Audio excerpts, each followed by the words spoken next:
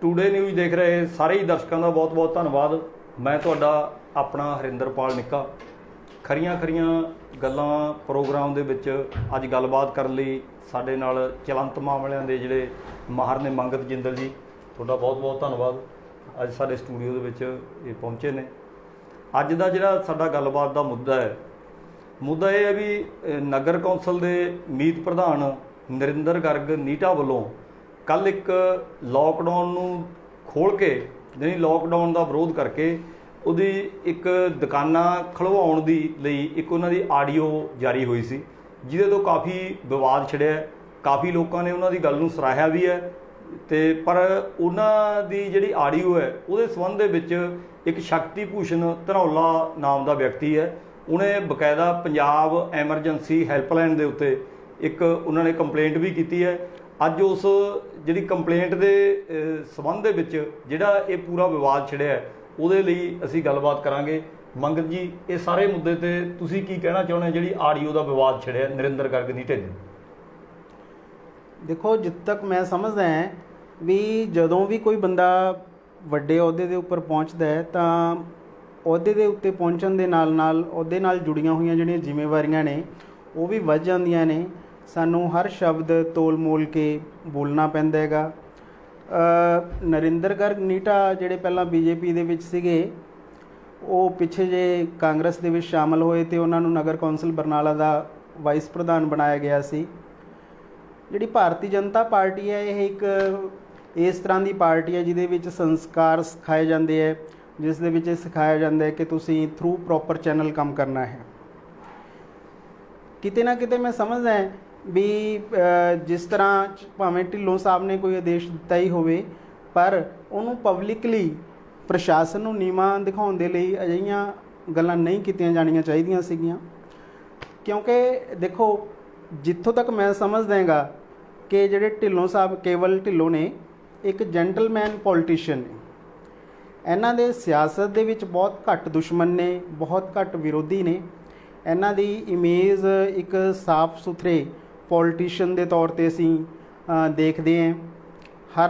ਜੇ ਕੋਈ ਵਿਰੋਧੀ ਵੀ ਬਣ ਰਿਹਾ ਹੋਵੇ ਤਾਂ ਇਹ ਗਲਵੱਕੜੀ 'ਚ ਲੈ ਕੇ ਆਪਣਾ ਬਣਾਉਣ ਦੀ ਸੂਝ ਰੱਖਦੇ ਨੇ, ਕੋਸ਼ਿਸ਼ ਕਰਦੇ ਨੇ। ਨਰਿੰਦਰ ਗਰਗ ਨੀਟਾ ਨੇ ਜਿਸ ਤਰ੍ਹਾਂ ਲੋਕਾਂ ਨੂੰ ਉੱਥੇ ਪਬਲਿਕਲੀ ਕਿਹਾ ਕਿ ਦੁਕਾਨਾਂ ਦੇ ਸ਼ਟਰ ਚੱਕੋ, ਮੰਨ ਲਓ, ਉਹ ਇੱਕ ਮੰਦਭਾਗੀ ਗੱਲ ਸੀਗੀ, ਨਹੀਂ ਕੀਤੀ ਜਾਣੀ ਚਾਹੀਦੀ ਸੀਗੀ। ਇਹਦੇ ਨਾਲ ਇੱਕ ਤਰ੍ਹਾਂ ਦਾ ਜੋ ਪ੍ਰਸ਼ਾਸਨ ਹੈ ਉਹਨੂੰ ਚੈਲੰਜ ਕੀਤਾ ਗਿਆ ਹੈ, ਜਿਹੜਾ ਚੈਲੰਜ ਕਰਨਾ ਬਣਦਾ ਨਹੀਂ ਸੀ। ਕਿਉਂਕਿ ਅਸੀਂ ਇੱਕ ਬਹੁਤ ਵੱਡੇ ਡਿਜ਼ਾਸਟਰ ਦੇ ਵਿੱਚੋਂ ਨਿਕਲ ਰਹੇ ਹਾਂ। ਸਮੁੱਚਾ ਜਿਹੜਾ ਮੁਲਕ ਹੈ ਡਿਜ਼ਾਸਟਰ ਦੇ ਵਿੱਚੋਂ ਨਿਕਲ ਰਿਹਾ ਹੈ ਅਤੇ ਇਸ ਡਿਜ਼ਾਸਟਰ ਦੇ, ਇਸ ਕਰੋਨਾ ਦੇ ਮੱਦੇਨਜ਼ਰ ਹੀ ਜਿਹੜਾ ਲੋਕਡਾਊਨ ਹੈ ਉਹ ਐਲਾਨਿਆ ਗਿਆ ਸੀਗਾ। ਮੈਂ ਇਹ ਵੀ ਸਮਝਦਾ ਕਿ ਜੇ ਉੱਥੇ ਪੁਲਿਸ ਪ੍ਰਸ਼ਾਸਨ ਸੂਝ-ਬੂਝ ਨਾ ਦਿਖਾਉਂਦਾ ਤਾਂ ਇੱਕ ਵੱਡਾ ਟਕਰਾਅ ਹੋ ਸਕਦਾ ਸੀਗਾ, ਜਿਹਦੇ ਵਿੱਚ ਕਿਸੇ ਵੀ ਹੱਦ ਤੱਕ ਕਹਾਣੀ ਜਾ ਸਕਦੀ ਸੀ। ਨਹੀਂ, ਆਪਾਂ ਇਹ ਕਹਿ ਸਕਦੇ ਹਾਂ ਪ੍ਰਸ਼ਾਸਨ ਦੀ ਸੂਝ-ਬੂਝ ਕਰਕੇ ਜਿਹੜਾ ਟਕਰਾਓ ਸੀ ਵਪਾਰੀਆਂ ਬਿਲਕੁਲ।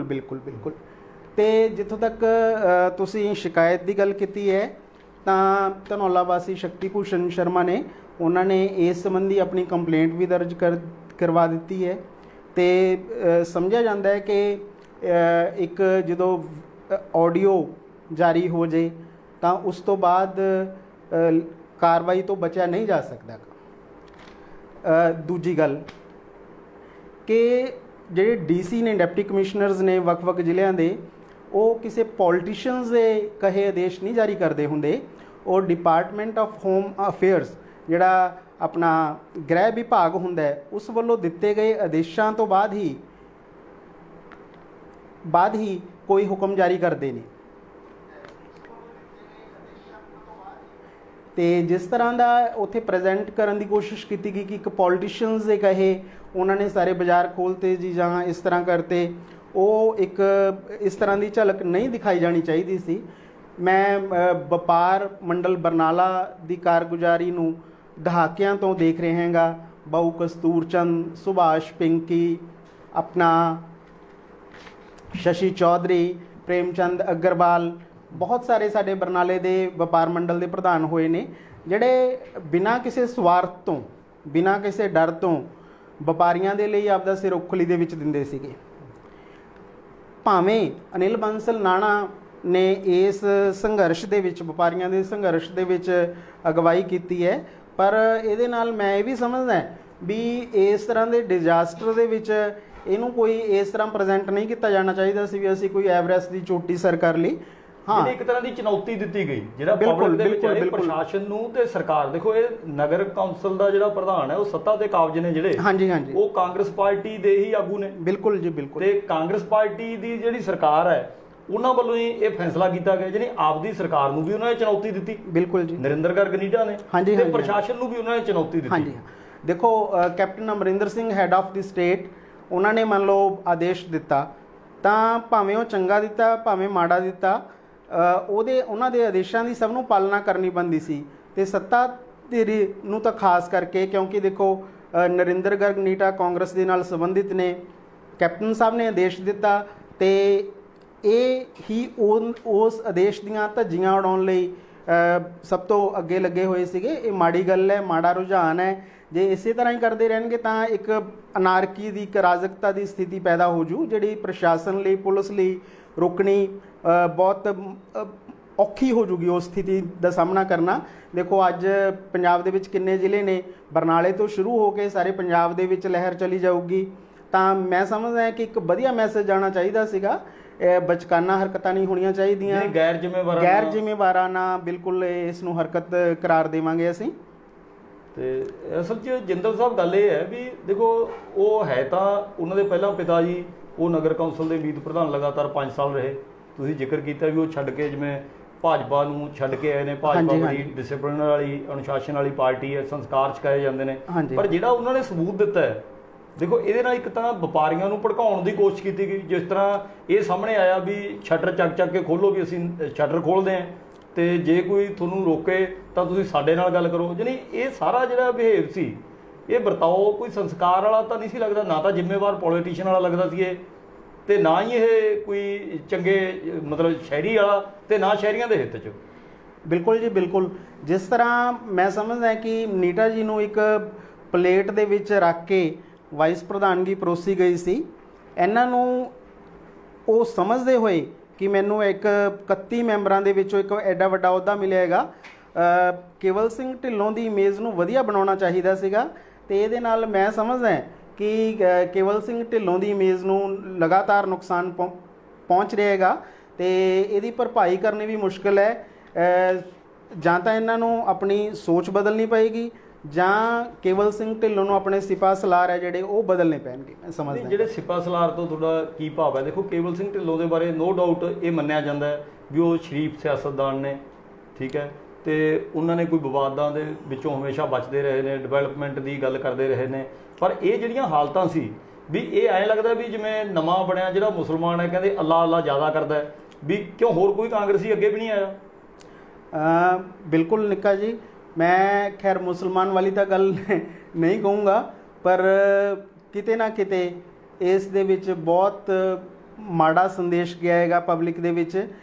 10 ਮਹੀਨੇ ਨੂੰ ਮੰਨ ਲਓ ਇਲੈਕਸ਼ਨ ਹੋ ਰਹੀ ਹੈ, ਦੇਖੋ ਪ੍ਰਸ਼ਾਸਨ ਹੈ, ਜਿਹੜਾ ਵਪਾਰ ਮੰਡਲ ਹੈ, ਵਪਾਰ ਮੰਡਲ ਦਾ ਕੰਮ ਕੀ ਹੁੰਦਾ ਹੈਗਾ? ਪ੍ਰਸ਼ਾਸਨ ਤੇ ਵਪਾਰੀਆਂ ਦੇ ਵਿੱਚ ਇੱਕ ਪੁਲ ਦਾ ਕੰਮ ਕਰਨਾ। ਮੰਨ ਲਓ ਵਪਾਰੀਆਂ ਦੇ ਜਿਹੜੇ ਲੀਡਰ ਹੁੰਦੇ ਆ ਉਹਨਾਂ ਦਾ ਵੀ ਇਹੀ ਕੰਮ ਹੁੰਦਾ ਹੈਗਾ ਕਿ ਕੋਈ ਟਕਰਾਓ ਨਾ ਹੋਏ। ਖਾਸ ਕਰ ਕਰੋਨਾ ਵਰਗੇ ਜਦੋਂ ਅਸੀਂ ਤਰਾਸਦੀ ਦੇ ਵਿੱਚੋਂ ਲੰਘ ਰਹੇ ਹੋਈਏ, ਇੱਥੇ ਬਹੁਤ ਹੀ ਤਹੱਮਲ ਅਤੇ ਬਹੁਤ ਹੀ ਠਰਮੇ ਦੀ ਲੋੜ ਹੁੰਦੀ ਹੈ ਕਿ ਅਸੀਂ ਪੀਸਫੁਲੀ ਇਸ ਸਾਰੇ ਦੌਰ ਦੇ ਵਿੱਚੋਂ ਸੁੱਖ ਸ਼ਾਂਤੀ ਦੇ ਨਾਲ ਨਿਕਲੀਏ।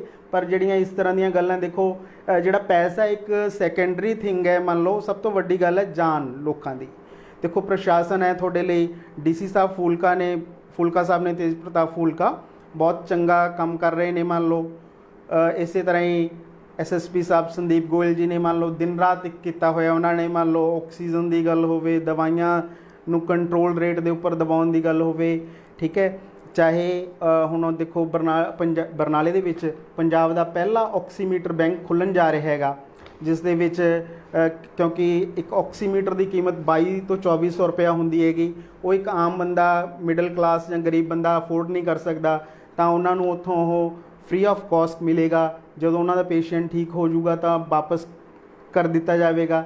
ਤਾਂ ਦੇਖੋ, ਜਦੋਂ ਪ੍ਰਸ਼ਾਸਨ ਇਹੋ ਜਿਹੇ ਕੰਮ ਕਰ ਰਿਹਾ ਹੋਵੇ ਤਾਂ ਇਹੋ ਜਿਹੀਆਂ ਸਥਿਤੀਆਂ ਦੇ ਵਿੱਚ ਸਾਡੇ ਜਿਹੜੇ ਨੇਤਾ ਨੇ ਉਹਨਾਂ ਨੂੰ ਬਹੁਤ ਹੀ ਸੂਝ-ਬੂਝ ਤੋਂ ਕੰਮ ਲੈਣਾ ਚਾਹੀਦਾ ਹੈ। ਟਕਰਾਓ ਦੀ ਸਥਿਤੀ ਨਹੀਂ ਪੈਦਾ ਕਰਨੀ ਚਾਹੀਦੀ। ਮੰਨ ਲਓ ਇਸ ਤੋਂ ਦੇਖੋ ਜਿਹੜਾ ਸਾਡਾ ਪ੍ਰਸ਼ਾਸਨ ਹੈ, ਚਾਹੇ ਸਿਵਲ ਪ੍ਰਸ਼ਾਸਨ ਹੋਵੇ ਚਾਹੇ ਪੁਲਿਸ ਪ੍ਰਸ਼ਾਸਨ ਹੋਵੇ, ਉਹ ਡਿਮੋਰਲਾਈਜ਼ ਹੋ ਜਾਂਦਾ ਕਿ ਅਸੀਂ ਤਾਂ ਯਾਰ ਇਹਨਾਂ ਲਈ ਇੰਨਾ ਕੁਛ ਕਰ ਰਹੇ ਹਾਂ ਤੇ ਇਹ ਕੀ ਰੰਗ ਲਾ ਰਹੇ ਨੇ ਬੰਦੇ। ਮੰਗਤ ਜੀ, ਇਸ ਤੋਂ ਬਿਨਾਂ ਇੱਕ ਗੱਲ ਹੋਰ ਹੈ, ਜਿਵੇਂ ਜਿਹੜਾ ਇੱਕ ਦਿਨ ਦੇ ਵਿੱਚ ਇਹ ਜਿਵੇਂ ਯੂ ਟਰਨ ਨਹੀਂ ਲਿਆ ਜਾਂਦਾ ਇੱਕ, ਇਸ ਤੋਂ ਪਹਿਲਾਂ ਜਦੋਂ ਕੱਲ ਮਤਲਬ ਇਹ ਘਟਨਾਕ੍ਰਮ ਸਾਰਾ ਵਾਪਰਿਆ, ਆ ਇੱਕ ਮੇਰੇ ਕੋਲ ਉਹ ਕਿਸੇ ਸਾਥੀ ਨੇ ਚੱਲਦੇ ਪ੍ਰੋਗਰਾਮ ਦੇ ਵਿੱਚ ਇੱਕ ਕਲਿੱਪ ਵੀ ਭੇਜੀ ਹੈ ਅਖਬਾਰ ਦੇ ਵਿੱਚ। ਇਹਨਾਂ ਨੇ ਸਾਫ਼ ਤੌਰ ਤੇ ਕਿਹਾ ਸੀ, ਨਰਿੰਦਰ ਗਰਗ ਨੀਟਾ ਦੀ ਉਹਦੇ 'ਚ ਜਿਹੜੀ ਫੋਟੋ ਹੈ, ਆ ਸਾਰੇ ਦਰਸ਼ਕ ਦੇਖ ਵੀ ਸਕਦੇ ਨੇ, ਤੇ ਇਹਨਾਂ ਨੇ ਇਹ ਕਿਹਾ ਸੀ ਵੀ ਜਿਹੜੇ ਵਪਾਰੀ ਨੇ, ਇਸ ਤੋਂ ਪਹਿਲਾਂ ਜਦੋਂ ਵਪਾਰੀ 2 ਦਿਨਾਂ ਤੋਂ ਅੰਦੋਲਨ ਕਰ ਰਹੇ ਸੀ ਤਾਂ ਇਹਨਾਂ ਦਾ ਬਿਆਨ ਜਾਰੀ ਹੋਇਆ ਸੀ ਵੀ ਉਹ ਵਪਾਰੀਆਂ ਦੀਆਂ ਜਾਨਾਂ ਨੂੰ ਖਤਰੇ 'ਚ ਪਾ ਕੇ ਉਹਨਾਂ ਦੀਆਂ ਲਾਸ਼ਾਂ ਤੇ ਰਾਜਨੀਤੀ ਕਰਨਾ ਚਾਹੁੰਦੇ ਨੇ। ਵੀ ਜਿਹੜਾ ਕਰੋਨਾ ਨੂੰ ਲੈ ਕੇ ਲਾਇਆ ਗਿਆ ਲੋਕਡਾਊਨ ਹੈ, ਇੱਕ ਦਿਨ ਪਹਿਲਾਂ ਤਾਂ ਉਹਦੇ ਸਮਰਥਨ 'ਚ ਆਏ ਸੀ, ਤੇ ਉਸ ਤੋਂ ਬਾਅਦ ਦੂਜੇ ਦਿਨ ਇਹਨੇ ਲਗਾਤਾਰ ਯੂ ਟਰਨ ਇਸ ਤਰ੍ਹਾਂ ਦਾ ਲਿਆ ਵੀ ਫਿਰ ਉਹ ਖਿਲਾਉਣ ਤੇ ਤਾਰੂ ਹੋ ਗਏ। ਵੀ ਇਹ ਕੀ ਕਾਰਨ ਕੀ ਰਿਹਾ ਇਸ ਗੱਲ ਦਾ? ਜਿੱਥੇ ਤੱਕ ਮੈਂ ਸਮਝਦਾ ਹਾਂ ਕਿ ਜਿਵੇਂ ਬਰਨਾਲਾ ਟੂਡੇ ਨੇ ਇੱਕ ਪ੍ਰੋਗਰਾਮ ਵੀ ਕੀਤਾ ਸੀ ਇਸ ਦੇ ਉੱਤੇ ਕਿ ਕ੍ਰੈਡਿਟ ਬਾਰ, ਮੰਨ ਲਓ ਦੁਕਾਨਾਂ ਜਾਂ ਬਾਜ਼ਾਰ ਖੁੱਲ੍ਹਣ ਜਾ ਰਹੇ ਹੈ, ਉਹਦਾ ਕ੍ਰੈਡਿਟ ਬਾਰ ਲੈਣ ਜਾ ਰਹੇ ਹੈ ਜਿੰਨੇ ਵੀ ਪੋਲੀਟੀਸ਼ੀਅਨਸ ਨੇ। ਮੈਂ ਸਮਝਦਾ ਹਾਂ ਕਿ ਇਹੋ ਜਿਹੇ ਮੌਕੇ ਦੇ ਉੱਤੇ ਜਿਵੇਂ ਅੱਗੇ ਪੰਜਾਬੀ ਹਿੰਦੀ 'ਚ ਕਹਿੰਦੇ ਹੁੰਦੇ ਸੀ ਗਿਰਗਟ ਵਾਂਗੂ ਰੰਗ ਬਦਲਣਾ, ਤਾਂ ਸਾਡੇ ਜਿਹੜੇ ਪੋਲੀਟੀਸ਼ੀਅਨਸ ਨੇ ਇਸ ਖਬਰ ਨੇ ਸਾਬਤ ਕਰਤਾ ਕਿ ਗਿਰਗਟ ਨਾਲੋਂ ਵੀ ਤੇਜ਼ੀ ਦੇ ਨਾਲ ਰੰਗ ਬਦਲਦੇ ਹੈ ਰਾਜਨੀਤਿਕ ਲਾਹਾ ਲੈਣ ਵਾਸਤੇ। ਦੇਖੋ, ਇਹ ਸਮਾਂ ਰਾਜਨੀਤਿਕ ਲਾਹਾ ਲੈਣ ਦਾ ਨਹੀਂ ਹੈ, ਇਹ ਲੋਕਾਂ ਦੀ ਮਦਦ ਕਰਨ ਦਾ, ਲੋਕਾਂ ਦੀਆਂ ਜਾਨਾਂ ਬਚਾਉਣ ਦਾ ਸਮਾਂ ਹੈਗਾ। ਤੇ ਮੈਂ ਨਹੀਂ ਸਮਝਦਾ ਕਿ ਇਸ ਗੰਦੀ ਰਾਜਨੀਤੀ ਸਾਨੂੰ ਸਾਡੇ ਪੋਲੀਟੀਸ਼ੀਅਨਸ ਨੂੰ ਕਰਨੀ ਚਾਹੀਦੀ ਹੈਗੀ। ਇਹ ਸਮਾਂ ਰਾਜਨੀਤੀ ਕਰਨ ਦਾ ਨਹੀਂ ਹੈ, ਲੋਕਾਂ ਦੀਆਂ ਜਾਨਾਂ ਬਚਾਉਣ ਦਾ ਹੈਗਾ। ਮੰਗਤ ਜੀ, ਇਸ ਤੋਂ ਬਿਨਾਂ ਆ ਸਾਡੇ ਇੱਕ ਦਰਸ਼ਕ ਨੇ ਵੈਦ ਨਿਰਭੈ ਸਿੰਘ ਭੱਠਲ, ਉਹਨਾਂ ਨੇ ਕਮੈਂਟ ਕੀਤਾ ਹੈ ਆਪਣੇ ਚੱਲਦੇ ਪ੍ਰੋਗਰਾਮ 'ਤੇ, ਕਹਿੰਦਾ ਪਰਚਾ ਦਰਜ ਕੀਤਾ ਜਾਵੇ, ਲੋਕਾਂ ਲਈ ਕਾਨੂੰਨ ਅਲੱਗ, ਲੀਡਰਾਂ ਲਈ ਅਲੱਗ। ਵੀ ਜਿਹੜਾ ਜਦੋਂ ਇਹ ਜਿਹੜਾ ਛੋਟੇ ਛੋਟੇ ਕੋਈ ਲੋਕਡਾਊਨ ਦੀ ਕੋਈ ਉਲੰਘਣਾ ਕਰਦਾ ਜਾਂ ਹੋਰ ਹੈ ਤਾਂ ਪ੍ਰਸ਼ਾਸਨ ਵੱਲੋਂ 188 ਦਾ ਤੇ ਜਿਹੜਾ DM ਐਕਟ ਹੈ ਉਹਦੇ ਤਹਿਤ, ਡਿਜ਼ਾਸਟਰ ਮੈਨੇਜਮੈਂਟ ਐਕਟ ਦੇ ਤਹਿਤ ਪਰਚਾ ਦਰਜ ਕੀਤਾ ਜਾਂਦਾ ਹੈ।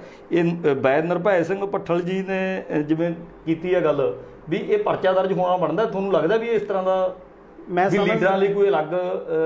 ਮੈਂ ਸਮਝਦਾ ਹੈ ਕਿ ਕਾਨੂੰਨ ਨੂੰ ਆਪਦਾ ਰਾਹ ਅਖਤਿਆਰ ਕਰਨਾ ਚਾਹੀਦਾ ਹੈਗਾ, ਭਾਵੇਂ ਉਹ ਕਿੱਡਾ ਵੀ ਛੋਟਾ ਜਾਂ ਵੱਡਾ ਕੋਈ ਵੀ ਹੋਵੇ।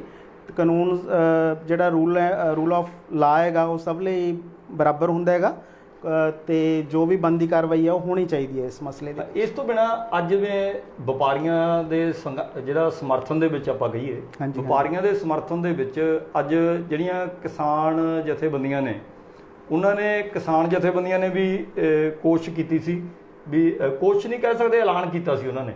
ਉਹ ਐਲਾਨ ਕੀਤਾ ਸੀ ਵੀ ਅੱਜ ਜਿਹੜਾ ਲੋਕਡਾਊਨ ਦੇ ਵਿੱਚ ਦੁਕਾਨਾਂ ਬੰਦ ਕੀਤੀਆਂ ਗਈਆਂ, ਬਾਜ਼ਾਰ ਬੰਦ ਕਰਨ ਦਾ ਫੈਸਲਾ ਲਿਆ ਗਿਆ, ਵੀ ਅੱਜ ਅਸੀਂ ਉਹਨੂੰ ਲੋਕਡਾਊਨ ਨੂੰ ਤੋੜ ਕੇ ਵੀ ਅਸੀਂ ਕਰਾਂਗੇ। ਭਾਵੇਂ ਉਹਦੇ ਲਈ ਪ੍ਰੋਟੈਸਟ ਤਾਂ ਕੀਤਾ ਗਿਆ, ਅੱਜ ਵਪਾਰੀਆਂ ਨੇ ਤੇ ਉਹਨਾਂ ਨੇ ਪ੍ਰੋਟੈਸਟ ਕੀਤਾ, ਪਰ ਜਿਹੜਾ ਅਮਨ ਅਮਾਨ ਨਾਲ ਇਹ ਦਿਨ ਵੀ ਨਿਬੜ ਗਿਆ ਤੇ ਬਾਜ਼ਾਰ ਬੰਦ ਵੀ ਰਹੇ। ਜਾਨੀ ਇਹ ਮੰਨ ਲਓ ਵੀ ਉਹ ਸੱਦੇ ਨੂੰ ਆਪਾਂ ਇਹ ਤਾਂ ਨਹੀਂ ਕਹਿ ਸਕਦੇ ਵੀ ਸੱਦਾ ਜਿਹੜਾ ਅਸਫਲ ਹੋ ਗਿਆ। ਪ੍ਰੋਟੈਸਟ ਉਹਨਾਂ ਨੇ ਕੀਤਾ ਵੀ ਆਪਦਾ ਪ੍ਰੋਟੈਸਟ ਕਰਨ ਦਾ ਉਹਨਾਂ ਦਾ ਅਧਿਕਾਰ ਸੀ, ਉਹਨਾਂ ਨੇ ਪ੍ਰੋਟੈਸਟ ਕੀਤਾ ਤੇ ਪਰ ਜਿਹੜੇ ਵਪਾਰੀ ਨੇ ਉਹਨਾਂ ਨੇ ਦੁਕਾਨਾਂ ਖੋਲ੍ਹੀਆਂ ਨਹੀਂ। ਇਹਨੂੰ ਕਿਸ ਤਰ੍ਹਾਂ ਦੇਖਦੇ ਹੋ ਤੁਸੀਂ? ਮੈਂ ਸਮਝਦਾ ਹਾਂ ਕਿ ਕਿਸਾਨ ਭਰਾਵਾਂ ਨੇ ਆਪਦੀ ਬਣਦੀ ਜ਼ਿੰਮੇਵਾਰੀ, ਆਪਣਾ ਬਣਦਾ ਜਿਹੜਾ ਵਾਅਦਾ ਕੀਤਾ ਸੀਗਾ ਉਹ ਨਿਭਾਇਆ ਹੈਗਾ। ਉਹ ਬਾਕਾਇਦਾ ਸ਼ਹਿਰਾਂ ਦੇ ਵਿੱਚ ਆਏ, ਚਾਹੇ ਬਰਨਾਲੇ ਦੀ ਗੱਲ ਹੋਵੇ, ਧਨੌਲੇ ਦੀ, ਚਾਹੇ ਤਪੇ ਦੀ ਗੱਲ ਹੋਵੇ, ਪਰੰਤੂ ਵੱਖ-ਵੱਖ ਵਪਾਰ ਮੰਡਲਾਂ ਨੇ ਇਹ ਕਿਹਾ ਕਿ ਅਸੀਂ ਆਪਣੇ ਡਿਪਟੀ ਕਮਿਸ਼ਨਰ ਜਾਂ SDM ਲੈਵਲ ਦੇ ਉੱਤੇ ਜਿਹੜੀ ਵੀ ਅਸੀਂ ਕਮਿਟਮੈਂਟ ਕੀਤੀ ਹੈ ਉਸ ਮੁਤਾਬਕ ਹੀ ਅਸੀਂ ਸੋਮਵਾਰ ਤੋਂ ਆਪਣੀਆਂ ਦੁਕਾਨਾਂ ਖੋਲ੍ਹਾਂਗੇ। ਮੈਂ ਸਮਝਦਾ ਕਿ ਇਹਦੇ ਵਿੱਚ ਬਹੁਤ ਹੀ ਵਧੀਆ ਸੰਦੇਸ਼ ਗਿਆ ਹੈਗਾ ਪ੍ਰਸ਼ਾਸਨ ਤੱਕ ਕਿ ਵਪਾਰ ਮੰਡਲ ਨੇ ਜਿਹੜੀ ਕਮਿਟਮੈਂਟ ਕੀਤੀ ਸੀ ਉਹ ਵਪਾਰੀ ਉਸ ਨੂੰ ਨਿਭਾਉਣ ਜਾ ਰਹੇ ਨੇ। ਨਹੀਂ ਜਨਰਲ ਸਾਹਿਬ, ਮੇਰਾ ਜਿਹੜਾ ਸਵਾਲ ਸੀ ਉਹ ਇਹ ਸੀ ਵੀ ਜਿਹੜਾ ਇਹਨਾਂ ਨੇ ਐਲਾਨ ਕੀਤਾ ਸੀ ਵੀ ਅਸੀਂ ਲੋਕਡਾਊਨ ਤੋੜਾਂਗੇ, ਉਹ ਪ੍ਰੋਟੈਸਟ ਤਾਂ ਕਰਤਾ, ਪਰ ਵਪਾਰੀਆਂ ਦਾ ਕੀ ਕਾਰਨ ਰਿਹਾ ਵੀ ਜਿਹੜਾ ਵਪਾਰੀ ਨੇ ਉਹ ਕਿਉਂ ਨਹੀਂ ਮਤਲਬ ਦੁਕਾਨਾਂ ਖੋਲ੍ਹਣ ਵਾਲੇ 'ਚ? ਜਾਂ ਤਾਂ ਇਹ ਕਹੀਏ ਵੀ ਵਪਾਰੀਆਂ ਨੇ ਪ੍ਰਸ਼ਾਸਨ ਨਾਲ ਇਹ ਗੱਲ ਕਮਿਟਮੈਂਟ ਪਹਿਲਾਂ ਕਰ ਲਈ ਸੀ ਵੀ ਅਸੀਂ ਸੋਮਵਾਰ ਤੋਂ ਜਿਹੜਾ ਉਹਨਾਂ ਨੇ ਰੋਟੇਸ਼ਨ ਬਣਾਈ ਹੈ, ਜਿਸ ਤਰ੍ਹਾਂ ਦੁਕਾਨਾਂ ਖੋਲ੍ਹਣੀਆਂ ਵੀ ਉਸੇ ਨੂੰ ਮੰਨ ਲਿਆ ਉਹਨਾਂ ਨੇ। ਦੇਖੋ ਭਾਵੇਂ ਨਰਿੰਦਰ ਗਰਗ ਨੀਟਾ ਹੋਰਾਂ ਨੇ ਕੱਲ ਦੁਕਾਨਾਂ ਖੁਲਵਾਉਣ ਦੀ ਕੋਸ਼ਿਸ਼ ਕੀਤੀ ਸੀ, ਪਰੰਤੂ ਖੋਲੀਆਂ ਨਹੀਂ ਸੀ ਵਪਾਰੀਆਂ ਨੇ, ਪਰੰਤੂ ਇੱਕਾ ਦੁੱਕਾ ਦੁਕਾਨਾਂ ਖੁੱਲੀਆਂ ਵੀ ਸੀ, ਪਰੰਤੂ ਪੁਲਿਸ ਨੇ ਬੰਦ ਕਰਵਾਤੀਆਂ ਸੀ। ਤਾਂ ਉਸ ਗੱਲ ਤੋਂ ਸਬਕ ਸਿੱਖਦੇ ਹੋਏ ਜਿਹੜੇ ਆਪਣਾ ਵਪਾਰੀ ਵੀਰ ਸੀਗੇ ਉਹਨਾਂ ਦਾ ਇਹ ਸੀਗਾ ਕਿ ਵਪਾਰ ਮੰਡਲ ਹਾਂ ਬਿਲਕੁਲ ਕਿਸੇ ਇਸ ਵਾਦ ਵਿਵਾਦ ਦੇ ਵਿੱਚ ਨਹੀਂ ਪੈਣਾ ਹੈ, ਕਿਉਂਕਿ ਸੈਚਰਡੇ ਸੰਡੇ ਇੱਕ ਪਿੰਡਾਂ ਦੇ ਵਿੱਚ ਇੱਕ ਮੈਸੇਜ ਗਿਆ ਹੁੰਦਾ ਕਿ ਬੰਦ ਹੈ। ਤਾਂ ਜਦੋਂ ਸ਼ਹਿਰਾਂ ਦੇ ਵਿੱਚ ਗਾਹਕ ਹੀ ਨਹੀਂ ਸੀ, ਦੁਕਾਨਦਾਰ ਵੀ ਦੁਕਾਨਾਂ ਖੋਲ੍ਹ ਕੇ ਕੀ ਲੈਂਦੇ, ਇਸ ਲਈ ਉਹਨਾਂ ਨੇ ਆਪਣੀਆਂ ਦੁਕਾਨਾਂ ਬੰਦ ਰੱਖਣੀਆਂ ਹੀ ਸਹੀ ਸਮਝੀਆਂ। ਅਤੇ ਇਸੇ ਲਈ ਮੈਂ ਸਮਝਦਾ ਹਾਂ ਕਿ ਕਿਤੇ ਨਾ ਕਿਤੇ ਦੁਕਾਨਾਂ ਬੰਦ ਰਹੀਆਂ। ਇਸ ਤੋਂ ਬਿਨਾਂ ਜੇ ਆਪਾਂ ਇੱਕ ਹੋਰ ਗੱਲ ਕਰੀਏ ਵੀ ਜਿਹੜਾ ਵਪਾਰੀ ਨੇ ਉਹਨਾਂ ਨੂੰ ਦੇਖੋ ਲੋਸ ਤਾਂ ਇਸ ਗੱਲ ਦਾ ਹੋ ਰਿਹਾ ਵੀ ਕਰੋਨਾ ਮਹਾਮਾਰੀ ਦੇ ਤਹਿਤ ਅੱਜ ਪਹਿਲਾਂ ਦਿਨ ਦੇ ਪ੍ਰੋਗਰਾਮ ਦੇ ਵਿੱਚ ਵੀ ਜਦੋਂ ਸਾਡੇ ਸਿੱਖਿਆ ਸ਼ਾਸਤਰੀ ਸ਼ਿਵ ਸਿੰਘਲਾ ਜੀ ਨੇ ਗੱਲਬਾਤ ਕੀਤੀ, ਉਹਨਾਂ ਨੇ ਕਿਹਾ ਸੀ ਜਿਹੜਾ ਵਪਾਰ ਹੈ ਜਾਂ ਕਾਰੋਬਾਰ ਹੈ ਵੀ ਉਹਨਾਂ ਨੂੰ ਸਰਕਾਰ ਨੂੰ ਕੋਈ ਬਦਲਵੀਂ ਵਿਵਸਥਾ ਕਰਨੀ ਚਾਹੀਦੀ ਸੀ ਵੀ ਜੇਕਰ ਹੁਣ ਉਹਨਾਂ ਨੇ ਬੰਦ ਕਰਤਾ, ਬੰਦ ਦਾ ਐਲਾਨ ਕਰਤਾ, ਕੋਈ ਇਲਾਜ ਤਾਂ ਹੋ ਨਹੀਂ ਰਿਹਾ ਬੰਦ ਨਾਲ। ਬਿਲਕੁਲ ਜੀ, ਠੀਕ ਹੈ। ਇਸ ਕਰਕੇ ਉਹਨਾਂ ਨੂੰ ਜਿਹੜੇ ਵਪਾਰੀ ਨੇ ਵੀ ਉਹਨਾਂ ਨੇ ਕਿਹਾ ਸੀ ਕਿਸੇ ਕਿਸਮ ਦਾ ਮੁਆਵਜ਼ਾ ਮਿਲਣਾ ਚਾਹੀਦਾ ਜਾਂ ਵਪਾਰੀਆਂ ਦਾ ਕੰਮ ਚੱਲਦਾ ਰਹੇ, ਨਾਲੋਂ ਨਾਲ ਕੋਈ ਵਿਵਸਥਾ ਇਸ ਤਰ੍ਹਾਂ ਦੀ ਕੀਤੀ ਜਾਵੇ ਵੀ ਜਿਹਦੇ ਨਾਲ ਪਬਲਿਕ ਨੂੰ ਪਰੇਸ਼ਾਨੀ ਵੀ ਨਾ ਆਵੇ ਆਰਥਿਕ ਤੌਰ 'ਤੇ। ਜਿਵੇਂ ਉਹਨਾਂ ਨੇ ਜ਼ਿਕਰ ਕੀਤਾ ਸੀ ਵੀ ਸ਼ਰਾਬ ਦੇ ਜਿਹੜੇ ਠੇਕੇ ਖੋਲ੍ਹੇ ਗਏ ਨੇ ਉਹ ਸਰਕਾਰ ਨੇ ਇਸ ਕਰਕੇ ਇਹ ਤਰਕ ਦੇ ਕੇ ਖੋਲ੍ਹੇ ਸੀ, ਉਹਨਾਂ ਨੇ ਇਹ ਤਰਕ ਦਿੱਤਾ ਸੀ ਵੀ ਜਿਹੜਾ ਖਜ਼ਾਨੇ ਨੂੰ ਜਿਹੜਾ ਸਾਡੀ ਸਟੇਟ ਦਾ ਖਜ਼ਾਨਾ ਹੈ ਵੀ ਉਹਨੂੰ ਇਸ ਗੱਲ ਦਾ ਖੋਰਾ ਲੱਗ ਰਿਹਾ ਵੀ ਜੇ ਸਰਕਾਰ ਦੇ ਖਜ਼ਾਨੇ ਨੂੰ ਖੋਰਾ ਲੱਗਦਾ ਹੈ ਠੇਕੇ ਬੰਦ ਕਰਨ ਨਾਲ, ਤਾਂ ਤੁਹਾਨੂੰ ਨਹੀਂ ਲੱਗਦਾ ਵੀ ਜਿਹੜੇ ਵਪਾਰੀ ਨੇ ਉਹਨਾਂ ਨੂੰ ਵੀ ਤਾਂ ਉਹਨਾਂ ਦੀ ਆਰਥਿਕਤਾ ਜਿਹੜੀ ਉਹ ਢਹਿ ਢੇਰੀ ਹੋ ਜੂਗੀ, ਤਹਿਸ ਨਹਿਸ ਹੋ ਜੂਗੀ। ਉਹ ਕਿਸ ਤਰ੍ਹਾਂ ਉਹਦਾ ਜੀਵਨ ਹੈ ਜਿਹੜਾ ਉਹਨੂੰ ਜੀਵਨ ਨੂੰ ਚਲਾਉਣਗੇ ਕਿਸ ਤਰ੍ਹਾਂ ਉਹ? ਨਿੱਕਾ ਜੀ, ਮੈਂ ਕੁਝ ਕੁ ਦਿਨ ਪਹਿਲਾਂ ਵੀ ਤੁਹਾਡੇ ਪ੍ਰੋਗਰਾਮ ਦੇ ਵਿੱਚ ਹਿੱਸਾ ਲੈਂਦੇ ਹੋਏ ਗੱਲ ਕਹੀ ਸੀ ਕਿ ਜਿਹੜੀਆਂ ਸਾਡੀਆਂ ਸਰਕਾਰਾਂ ਨੇ ਉਹਨਾਂ ਦੀ ਨਲਾਇਕੀ ਹੈਗੀ ਕਿ ਸਾਡੇ ਨੇਤਾਵਾਂ ਦੀ ਕਿ ਜਿਹੜਾ ਵੀ ਪੈਸਾ ਉਹ ਟੈਕਸਾਂ ਰਾਹੀਂ ਇਕੱਠਾ ਕਰਦੇ ਨੇ ਉਹ ਆਪਣੀਆਂ ਆਯਾਸ਼ੀਆਂ ਅਤੇ ਐਸ਼ਪ੍ਰਸਤੀ ਦੇ ਉੱਤੇ ਉਹ ਖਰਚ ਕਰਦੇ ਨੇ। ਮੈਂ ਉਸ ਦਿਨ ਵੀ ਉਦਾਹਰਨ ਦਿੱਤੀ ਸੀ ਕਿ ਅਮਰੀਕਾ ਦੇ ਵਿੱਚ ਲੋਕਾਂ ਨੂੰ ਪੈਸੇ ਨਾਲ ਨਵਾ ਦਿੱਤਾ ਗਿਆ, ਉੱਥੇ ਇੱਕ ਫੋਰਗਿਵ ਉਹਨਾਂ ਨੂੰ ਲੋਨ ਦਿੱਤਾ ਗਿਆ ਕਿ ਲਓ ਅਤੇ ਭੁੱਲ ਜਾਓ, ਉਹ ਭਰਨਾ ਨਹੀਂ ਹੈ ਉਹਨਾਂ ਨੇ। ਇਸ ਤੋਂ ਇਲਾਵਾ 30 ਸਾਲਾ ਲੋਨ ਦਿੱਤਾ ਗਿਆ ਜਿਹੜਾ ਆਸਾਨ ਕਿਸ਼ਤਾਂ ਰਾਹੀਂ ਉੱਥੋਂ ਦੇ ਲੋਕਾਂ ਨੇ ਭਰਨਾ ਹੈਗਾ। ਪਰ ਇੰਡੀਆ ਦੇ ਵਿੱਚ ਦੇਖੋ, ਮੈਂ ਤੁਹਾਡੀ ਗੱਲ ਨਾਲ ਸਹਿਮਤ ਹੈ ਕਿ ਇਸ ਤਰ੍ਹਾਂ ਦਾ ਕੋਈ ਸਿਸਟਮ ਅਪਣਾਇਆ ਜਾਣਾ ਚਾਹੀਦਾ ਸੀ, ਪਰ ਕਿਤੇ ਨਾ ਕਿਤੇ ਮੈਂ ਸਮਝਦਾ ਕਿ ਜਦੋਂ ਵੀ ਕੈਪਟਨ ਅਮਰਿੰਦਰ ਸਿੰਘ ਕੋਈ ਐਲਾਨ ਕਰਦੇ ਨੇ ਉਹਨਾਂ ਬਹੁਤ ਕਾਹਲੀ ਦੇ ਵਿੱਚ ਕਰਦੇ ਨੇ। ਉਹਨਾਂ ਕਈ ਵਾਰ ਤਾਂ ਵਾਪਸ ਵੀ ਲੈ ਲੈਂਦੇ ਨੇ, ਇੱਕ ਵਾਰ ਐਲਾਨ ਕੀਤਾ ਤੇ ਕੋਈ ਵਾਪਸ ਲੈ ਲਿਆ, ਇਹ ਜਿਹੇ ਕਈ ਮਤਲਬ ਮੌਕੇ ਆਏ ਨੇ। ਅਤੇ ਇਹ ਸਭ ਤੋਂ ਵੱਡੀ ਗੱਲ, ਮੰਨ ਲਓ ਇੱਕ ਐਲਾਨ ਮੰਨ ਲਓ ਕੈਪਟਨ ਅਮਰਿੰਦਰ ਸਿੰਘ ਚੰਡੀਗੜ੍ਹ ਤੋਂ ਕਰਦੇ ਨੇ, ਲੋਕੀ ਟੀਵੀ ਦੇ ਉੱਤੇ ਦੇਖ ਕੇ ਅਗਲੇ ਦਿਨ ਦੁਕਾਨਾਂ ਦੀਆਂ ਚਾਬੀਆਂ ਲੈ ਕੇ ਦੁਕਾਨਾਂ 'ਤੇ ਪਹੁੰਚ ਜਾਂਦੇ ਨੇ, ਸ਼ਟਰ ਚੱਕ ਲੈਂਦੇ ਨੇ, ਅਤੇ ਉਦੋਂ ਬਾਅਦ ਪਤਾ ਲੱਗਦਾ ਹੈ ਕਿ ਸਾਡੇ ਜਿਹੜੇ ਡਿਸਟ੍ਰਿਕਟ ਲੈਵਲ ਦੇ ਉੱਤੇ ਤਾਂ ਆਦੇਸ਼ ਆਇਆ ਹੀ ਨਹੀਂ ਹੈ। ਤਾਂ ਅਸੀਂ ਅੱਜ ਟੈਕਨੋਲੋਜੀ ਦੇ ਇੱਕ ਇਸ ਤਰ੍ਹਾਂ ਦੇ ਯੁੱਗ ਦੇ ਵਿੱਚ ਰਹਿ ਰਹੇ ਹਾਂ ਜਿੱਥੋਂ ਇੱਕ ਕਲਿੱਕ ਦੇ ਵਿੱਚ ਤੁਸੀਂ ਕੋਈ ਵੀ ਆਪਣੀ ਗੱਲ ਅਮਰੀਕਾ, ਕੈਨੇਡਾ, ਇੰਗਲੈਂਡ ਤੱਕ ਪਹੁੰਚਾ ਸਕਦੇ ਹੈ। ਪਰ ਇਹ ਸਾਡੀ ਤਰਾਸਦੀ ਹੈ ਕਿ ਇੱਕ ਚੰਡੀਗੜ੍ਹ ਵਿੱਚ ਲਿਆ ਗਿਆ ਫੈਸਲਾ ਵੀ 3-3 ਦਿਨ ਡਿਸਟ੍ਰਿਕਟ ਲੈਵਲ ਦੇ ਉੱਤੇ ਲੈ ਲੈਂਦਾ ਹੈਗਾ। ਹੁਣ ਮੈਂ ਤੁਹਾਨੂੰ ਛੋਟੀ ਜਿਹੀ ਮਿਸਾਲ ਦਿੰਦਾ ਹੈਗਾ ਕਿ ਜਿੱਦਣ ਕੈਪਟਨ ਅਮਰਿੰਦਰ ਸਿੰਘ ਨੇ ਫੈਸਲਾ ਲਿਆ ਕਿ ਅਸੀਂ ਆਪਣਾ ਵੀਕਐਂਡ ਤੋਂ ਇਲਾਵਾ ਜਿਹੜੇ ਵਰਕਿੰਗ ਡੇਜ਼ ਹੈ ਉਹ ਵੀ ਬੰਦ ਰੱਖਾਂਗੇ, ਮੰਨ ਲਓ, ਉਸ ਤੋਂ ਬਾਅਦ ਚੇਂਜ ਲਿਆਂਦੀ, ਤਾਂ ਉਹ ਫੈਸਲਾ ਲੋਕਾਂ ਨੇ ਦੇਖ ਕੇ ਟੀਵੀ ਦੇ ਉੱਤੇ ਲੋਕ ਆ ਗਏ ਦੁਕਾਨਾਂ 'ਤੇ। ਪਰ ਮੈਂ ਆਪਣਾ ਪਬਲਿਕ ਰਿਲੇਸ਼ਨਸ ਡਿਪਾਰਟਮੈਂਟ ਨਾਲ ਸੰਪਰਕ ਕੀਤਾ, ਉਸ ਤੋਂ ਬਾਅਦ ਪੰਜਾਬ ਪੁਲਿਸ ਦਾ ਜਿਹੜਾ ਕੰਟਰੋਲ ਰੂਮ ਹੈ ਉਹਦੇ ਨਾਲ ਸੰਪਰਕ ਕੀਤਾ, ਤਾਂ ਦੋਵੇਂ ਥਾਵਾਂ ਤੋਂ ਇਹ ਜਵਾਬ ਮਿਲਿਆ ਕਿ ਸਾਡੇ ਕੋਲ ਅਜੇ ਤੱਕ ਇਸ ਸੰਬੰਧ ਦੇ ਵਿੱਚ ਕੋਈ ਲਿਖਤੀ ਤੌਰ ਦੇ ਉੱਤੇ ਆਦੇਸ਼ ਨਹੀਂ ਆਇਆ ਹੈ। ਪਬਲਿਕ ਰਿਲੇਸ਼ਨ ਵਾਲੇ ਮੈਮ ਨੇ ਕਿਹਾ ਕਿ MA ਬ੍ਰਾਂਚ ਦੇ ਵਿੱਚ ਪਿਆ ਹੈਗਾ, ਜਦੋਂ ਹੀ DC ਸਾਹਿਬ ਦੇ ਫੋਨ ਸਿਗਨੇਚਰ ਹੋ ਗਏ ਉਹਦੇ ਉੱਪਰ ਤਾਂ ਅਸੀਂ ਤੁਹਾਡੇ ਕੋਲੇ ਪਹੁੰਚਾ ਦਾਂਗੇ, ਇਨਫੋਰਮ ਕਰ ਦਾਂਗੇ। 2-2.5 ਘੰਟੇ ਬਾਅਦ ਵੀ ਸਥਿਤੀ ਉਸੇ ਦੀ ਉਸੇ ਤਰ੍ਹਾਂ ਰਹੀ। ਤਾਂ ਕਹਿਣ ਦਾ ਮਤਲਬ ਕੀ ਹੈ ਕਿ ਬਹੁਤ ਹੀ ਢਿੱਲੜ ਰਵੱਈਆ ਹੈਗਾ। ਜਾਣੀ ਐ ਮਤਲਬ ਆਪਣੇ ਜ਼ਿਲ੍ਹੇ ਦੇ ਵਿੱਚ ਇਹ ਮੰਨਿਆ ਜਾਂਦਾ ਹੈ ਵੀ ਜਦੋਂ ਵੀ ਕੋਈ ਸਰਕਾਰੀ ਆਦੇਸ਼ ਜਾਰੀ ਹੋ ਜਾਂਦਾ ਹੈ, ਹਾਂਜੀ ਹਾਂ, ਤਾਂ ਉਹ ਆਦੇਸ਼ ਹੈ ਜਿਹੜਾ ਡਿਲੇ ਕੀਤੀ ਜਾਂਦੀ ਹੈ ਲਾਗੂ ਕਰਨ ਦੇ ਵਿੱਚ। ਬਿਲਕੁਲ ਜੀ। ਜਿਵੇਂ ਮੈਂ ਇੱਕ ਨਿਊਜ਼ ਆਈਟਮ ਵੀ ਕੀਤੀ ਸੀ ਕਿ slow speed administration confused businessman, ਤਾਂ ਜਿਹੜਾ ਸਿਵਲ ਪ੍ਰਸ਼ਾਸਨ ਹੈ ਉਹਦੇ ਢਿੱਲੜ ਰਵੱਈਏ ਕਾਰਨ ਜਿਹੜੀ ਬਿਜ਼ਨਸ ਕਮਿਊਨਿਟੀ ਹੈ ਉਹਨੂੰ ਬਹੁਤ ਹੀ ਮਤਲਬ ਕਿ ਸਮੱਸਿਆਵਾਂ ਦਾ ਸਾਹਮਣਾ ਕਰਨਾ ਪੈਂਦਾ ਹੈਗਾ ਕਿ ਕਦੇ ਮੁਲਾਜ਼ਮਾਂ ਨੂੰ ਕਹਿੰਦੇ ਆ ਕਿ ਆ ਜਾਓ, ਕਦੇ ਕਹਿੰਦੇ ਆ ਚਲੇ ਜਾਓ, ਕਦੇ ਆ ਜਾਓ, ਤਾਂ ਕਹਿਣ ਦਾ ਮਤਲਬ ਕਿ ਬੜੀ ਅਲੱਗ ਜਿਹੀ ਤਰ੍ਹਾਂ ਦੀ ਸਥਿਤੀ ਕ੍ਰੀਏਟ ਹੋ ਜਾਂਦੀ ਹੈ। ਮੰਗਤ ਜੀ, ਇੱਕ ਸਾਡੇ ਨਾਲ ਦਰਸ਼ਕ ਜੁੜੇ ਨੇ, ਜੋਗਿੰਦਰ ਸਿੰਘ, ਉਹਨਾਂ ਨੇ ਲਿਖਿਆ, ਕਹਿੰਦਾ ਸਰਕਾਰੀ ਬੋਲੀ ਬੋਲਣਾ ਬੰਦ ਕਰੋ। ਯਾਨੀ ਮੈਨੂੰ ਲੱਗਦਾ ਹੈ ਵੀ ਕਿਸੇ ਨਾ ਕਿਸੇ ਥਾਂ ਤੇ, ਭਾਵੇਂ ਠੀਕ ਹੈ ਜੋਗਿੰਦਰ ਸਿੰਘ ਜੀ ਨੂੰ ਇਸ ਤਰ੍ਹਾਂ ਦੀ ਗੱਲ ਲੱਗਦੀ ਹੋਵੇ, ਪਰ ਮੈਨੂੰ ਲੱਗਦਾ ਆਪਾਂ ਤਾਂ ਸਰਕਾਰ ਦੀ ਗੱਲ ਤੇ ਟੀਕਾ ਟਿੱਪਣੀ ਕਰ ਰਹੇ ਹਾਂ ਵੀ ਜਿਹੜੀ ਸਰਕਾਰ ਹੈ ਵੀ ਉਹ ਨਾ ਵਪਾਰੀਆਂ ਦੇ ਹਿੱਤ ਦੀ ਗੱਲ ਨੂੰ ਸੋਚ ਰਹੀ ਹੈ।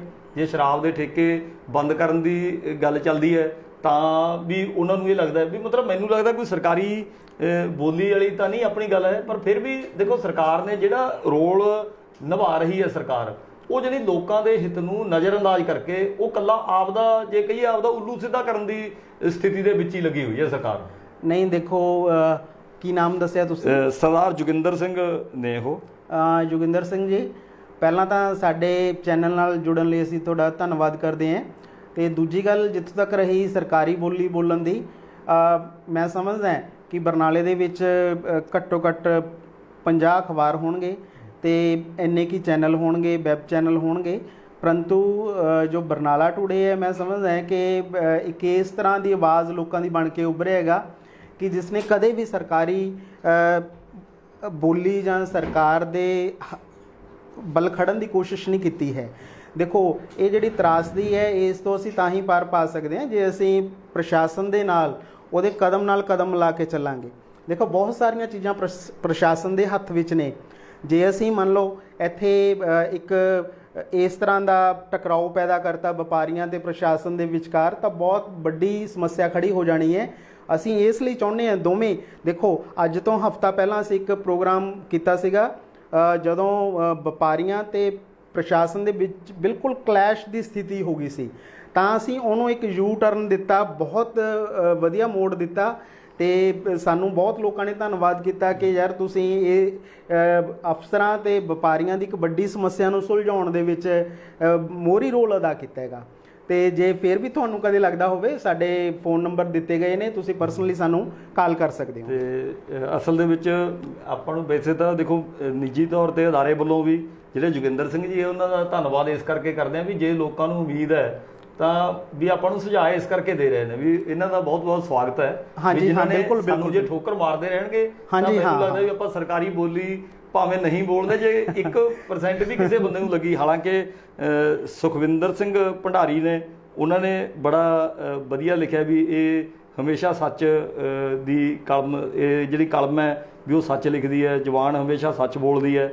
ਇਹ ਸੁਖਵਿੰਦਰ ਸਿੰਘ ਭੰਡਾਰੀ ਲਿਖਦੇ ਨੇ। ਅਤੇ ਧੰਨਵਾਦ ਭੰਡਾਰੀ ਜੀ। ਹਾਂ, ਸੁਖਰਾਜ ਚਹਿਲ ਧਨੌਲਾ, ਉਹਨਾਂ ਨੇ ਵੀ ਲਿਖਿਆ, ਕਹਿੰਦਾ ਲੋਕਾਂ ਦੀ ਆਵਾਜ਼ ਬਣਨ ਲਈ ਵਧੀਆ ਉਪਰਾਲਾ ਕੀਤਾ ਜਾ ਰਿਹਾ ਹੈ। ਬਿਲਕੁਲ ਜੀ, ਬਿਲਕੁਲ। ਇਹ ਦੇਖੋ ਅੱਜ ਜਿਹੜਾ ਕਰੋਨਾ ਟਾਈਮਸ ਹੈ, ਲੋਕ ਆਪਣੇ ਘਰੋਂ ਘਰੀ ਬੈਠੇ ਨੇ, ਤਾਂ ਸਾਡੇ ਕੋਲ ਇੱਕੋ ਹੀ ਮਾਧਿਅਮ ਹੈ ਸੋਸ਼ਲ ਮੀਡੀਆ।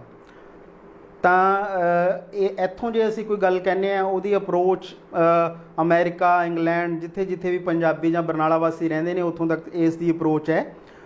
ਤੁਸੀਂ ਸਾਡਾ ਹੌਸਲਾ ਵਧਾਇਆ, ਬਹੁਤ ਬਹੁਤ ਧੰਨਵਾਦ। ਹਾਂ ਜਿੰਦਰ ਸਾਹਿਬ, ਜੇ ਆਪਾਂ ਗੱਲ ਕਰੀਏ, ਜਿਵੇਂ ਇਸ ਤੋਂ ਪਹਿਲਾਂ ਆਪਾਂ ਇਹ ਵੀ ਜਿਹੜੇ ਮੈਸੇਜ ਆ ਰਹੇ ਸੀ ਉਹਨਾਂ ਵੱਲ ਧਿਆਨ ਦਿੱਤਾ, ਪਰ ਹਾਲਤ ਹੈ ਜਿਹੜੀ ਵੀ ਉਹ ਲਗਾਤਾਰ ਹੈ, ਜਿਹੜੀ ਇਹ ਕਰੋਨਾ ਕਾਲ ਦੇ ਵਿੱਚ ਵੀ ਭਾਵੇਂ ਵਿਸ਼ੇ ਤੋਂ ਥੋੜ੍ਹੀ ਜਿਹੀ ਅਲੱਗ ਸਥਿਤੀ ਹੈ, ਪਰ ਜਦੋਂ ਜਿਹੜੇ ਮੈਸੇਜ ਆ ਰਹੇ ਨੇ ਆਪਾਂ ਨੂੰ ਉਹਨਾਂ ਬੰਨੀ ਵੀ ਧਿਆਨ ਦੇਣਾ ਬਣਦਾ। ਜਿਹੜੇ ਦਰਸ਼ਕ ਸਾਡੇ ਨਾਲ ਜੁੜ ਰਹੇ ਨੇ, ਵੀ ਹਾਲਤ ਇਹ ਹੈ ਵੀ ਜਿਹੜੇ ਪ੍ਰਬੰਧ ਨੇ ਸਰਕਾਰ ਦੇ, ਉਹਨਾਂ ਦੀਆਂ ਖਾਮੀਆਂ ਵੀ ਤਾਂ ਵੱਡੇ ਪੱਧਰ ਤੇ ਹੈ। ਜੇ 1.25 ਸਾਲ ਦੇ ਕਰੀਬ ਹੋ ਚੱਲਿਆ, 22 ਮਾਰਚ ਨੂੰ, ਜੇ ਮੈਂ ਠੀਕ ਬੋਲ ਰਿਹਾ, 22 ਮਾਰਚ ਨੂੰ ਜਨਤਾ ਕਰਫਿਊ ਦਾ ਅਨਾਉਂਸ ਕੀਤਾ ਗਿਆ ਸੀ। ਬਿਲਕੁਲ ਜੀ। ਲੋਕਾਂ ਨੂੰ ਇੱਕ ਬੇਭਰੋਸਗੀ ਹੋਈ, 22 ਤੋਂ ਬਾਅਦ ਖੋਲ੍ਹਣ ਦੀ ਬਜਾਏ ਸਰਕਾਰ ਨੇ ਉਹਨੂੰ ਲਗਾਤਾਰ ਅੱਗੇ ਵਧਾਇਆ, 2 ਮਹੀਨਿਆਂ ਦੇ ਕਰੀਬ ਤੱਕ ਉਹ ਚੱਲਦਾ ਰਿਹਾ। ਠੀਕ ਹੈ ਜੀ, ਬਿਲਕੁਲ ਬਿਲਕੁਲ। ਵੀ ਜਿਸ ਕਰਕੇ ਇਹ ਨਹੀਂ ਲੱਗਦਾ ਵੀ ਸਰਕਾਰ ਕੋਈ ਪ੍ਰਬੰਧ ਤਾਂ ਨਹੀਂ ਕਰ ਰਹੀ। ਘਰਾਂ ਦੇ ਵਿੱਚ ਲੋਕਾਂ ਨੂੰ ਤਾੜੀ ਰੱਖਣ ਦੀ ਸਰਕਾਰ ਲੱਗੀ ਪਈ ਹੈ, ਵੀ ਇਹ ਕੋਈ ਸੋਲੂਸ਼ਨ ਤਾਂ ਹੈ ਨਹੀਂ ਇਸ ਗੱਲ ਦਾ। ਬਿਮਾਰੀ ਨਾਲ ਲੜਨ ਦੀ ਕੋਈ ਇਹ ਹਾਲਤ ਨਹੀਂ ਹੈ ਇਸ ਤਰ੍ਹਾਂ ਦੀ। ਇਸ ਗੱਲ 'ਚ ਕੋਈ ਦੋ ਰਾਏ ਨਹੀਂ ਹੈ ਕਿ ਜਿਵੇਂ ਤੁਸੀਂ ਵੀ ਦੇਖਿਆ ਹੋਣਾ ਹੈਗਾ ਕਿ ਵੈਕਸੀਨੇਸ਼ਨ ਦੇ ਇਸ਼ਤਿਹਾਰ ਤਾਂ ਆ ਰਹੇ ਨੇ TV ਜਾਂ ਅਖਬਾਰਾਂ ਦੇ ਵਿੱਚ ਕਿ ਵੈਕਸੀਨੇਸ਼ਨ ਕਰਵਾਓ, ਪਰ ਸਰਕਾਰ ਕੋਲੇ ਵੈਕਸੀਨੇਸ਼ਨ ਨਹੀਂ ਹੈ। ਇਸੇ ਤਰ੍ਹਾਂ ਕੁਛ ਕੁ ਜ਼ਿਲ੍ਹਿਆਂ ਦੇ ਵਿੱਚ ਆਕਸੀਜਨ ਦਾ ਪ੍ਰਬੰਧ ਹੈ, ਪਰ ਬਹੁਤੇ ਜ਼ਿਲ੍ਹਿਆਂ ਦੇ ਵਿੱਚ ਆਕਸੀਜਨ ਦੀ ਥੋੜ੍ਹ ਹੈਗੀ। ਇਸੇ ਤਰ੍ਹਾਂ ਹੀ ਵੈਂਟੀਲੇਟਰਸ ਦਾ ਹਾਲ ਹੈਗਾ। ਮੰਨ ਲਓ ਵੈਂਟੀਲੇਟਰਸ ਨਹੀਂ ਹੈ, ਪ੍ਰੋਪਰ ਬੈੱਡ ਨਹੀਂ ਹੈ। ਮੈਂ ਜਿਵੇਂ ਗੱਲ ਨੂੰ ਵਿਚਾਲੇ ਕੱਟ ਰਿਹਾ ਅੱਜ ਮਤਲਬ ਪੰਜਾਬੀ ਟ੍ਰਿਬਿਊਨ ਅਖਬਾਰ ਦੇ ਵਿੱਚ ਫਰੰਟ ਪੇਜ ਤੇ ਮਨਧੀਰ ਦਿਓਲ ਦੀ ਇੱਕ ਖਬਰ ਲੱਗੀ ਸੀ, ਦਿੱਲੀ ਤੋਂ ਖਬਰ ਲੱਗੀ ਆ।